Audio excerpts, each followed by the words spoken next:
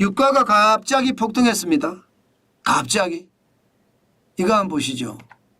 유가가 지난 8월 21일에 서부 텍사스산 중질 유가 배럴당 71.93달러까지 떨어졌었거든요. 그러던 유가가 8월 23일에는 74.83달러로 솔직히 급속히 올라갔습니다. 급속히. 야, 뭐 이렇게까지 올라가나 싶게 말입니다. 이렇게까지 올라가는데 이유가 뭘까요? 갑자기 이렇게 유가가 폭등하니까 뭐 2% 넘게 올라가면 폭등이죠.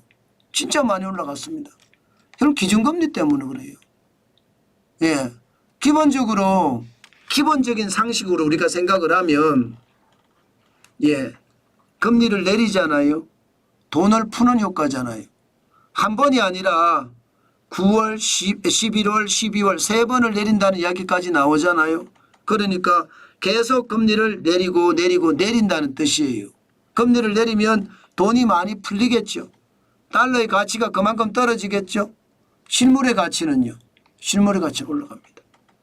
실물의 가치. 이거는 기본적인 이야기예요. 그래서 국제유가가 올라간다. 이렇게 생각을 하면 됩니다. 그런데 여기에서 다른 식으로 또 한번 생각을 해보자고요. 한 가지만 생각할 게 아니거든. 늘 입체적으로 생각을 해야 되니까. 금리를 내리잖아요. 돈을 푼다는 이야기죠. 돈을 푼다는 이야기는 미국만 푸는 것이 아니라 전 세계가 일본 빼놓고는 전부 다 금리를 내린다고 하니까 결국 시장을 어떻게 하든 활성화시킨다는 얘기. 소비를 진작시킨다는 이야기예요. 돈을 푼다는 이야기니까. 그러면 경기가 돌아간다는 이야기잖아요. 경기가 돌아가면 석유를 많이 갖다 쓰겠죠. 공장을 돌리려고 그러면 동력원이 필요하잖아요. 동력원이 유가 석유 아니에요. 원유잖아요. 그러니까 원유가 많이 소비가 되기 때문에 이게 국제유가가 쭉쭉쭉 올라간다. 이렇게 두 가지로 분석할 수가 있습니다. 그만큼 시장에서는요. 진짜 경제가 좋아진다. 이렇게 지금 보고 있다는 뜻이에요. 그렇지만 유가 올라가는 걸 가지고 경제가 좋아진다. 단순하게 이렇게 분석하기는 쉽지 않습니다. 돈을 풀기 때문에 실물이 올라간다. 저는 이렇게 생각을 하는 거거든요. 결국 이것은 경기 침체도 가져올 수 있다는 거거든요. 저는 여기에서 어떤 생각을 하게 되나 하면 사실 유럽에도 전쟁, 러시아 우크라이나 전쟁이 펼쳐지고 있죠. 지금 중동에서도 전쟁이 장난 아니잖아요. 이스라엘이 하마스와 전쟁, 헤즈볼라와 전쟁, 후티 반군과 전쟁, 심지어 지금 이란하고 전쟁도 일촉즉발의 위기입니다. 그러면 유가가 일반적으로 올라가는 게 정상이에요. 그죠? 전쟁이 나면 유가가 올라가거든요. 그런데 지금 사실은 경기 침체가 더 무서운 거예요. 전쟁보다 경기 침체가 더 무섭다. 경기 침체가 된다는 그런 이유 때문에 금리를 계속 인하하니까 돈을 푸니까 실물에 대한 게 올라가서 지금 올라갔다. 저는 그렇게 분석합니다. 그만큼 말입니다. 유가는 굉장히 빠르게 올라갑니다. 지금 보시다시피 예, WTI 서부 텍사스산 중진유만 올라가는 게 아니에요. 두바이유도 77.53달러까지 올라갔고요. 1월 초 대비하면 2.1%나 오른 수치입니다. 북해산 브렌트유는 4.1%가 오른 수치고요. 예, 79.02달러까지 올라갔으니까요. 물론 연고점에 대비하면 아직 멀었어요. 그만큼 올라가지는 못해. 연고점이 예, 당장 예, 북해산 브렌트유만 하더라도 90.65달러였잖아요. 지난 4월 4일에. 그때보다는 아니에요.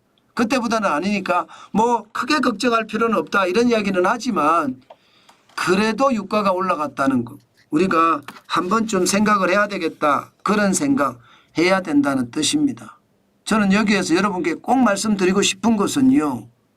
이게 돈을 풀어서 경기를 살리고 소비가 늘어나기 때문에 예, 원유에 대한 수요가 늘어서 유가가 올라갔다.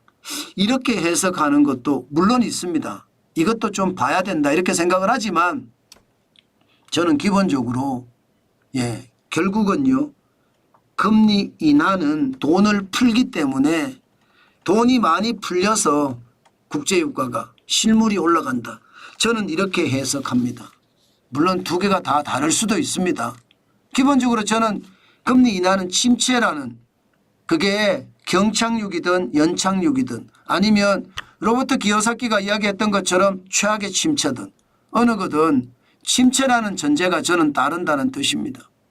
그래서 국제유가가 올라가는 거니까 여러분 시장은 좀 더 두고 보자고요. 금리를 계속 인하할 수도 없는 거고 국제유가는 지금 경기에 따라서 움직이는 거니까 좀 더 지켜보면서 유가 보시자고요.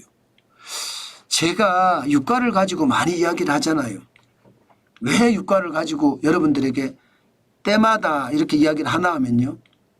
국제유가는 세계 경제를 반영하는 하나의 지표라고 보시면 됩니다. 이게 유가가 올라가잖아요. 그럼 세계 경제가 잘 돌아간다는 뜻이에요. 많이 올라가잖아요. 과열됐다는 뜻이에요. 그만큼 공장이 팡팡 돌아간다는 뜻이니까. 또 말입니다. 반대로 떨어지면요. 세계 경제가 침체가 된다는 뜻이고 더 많이 떨어지면 더 많이 침체가 된다는 뜻이에요.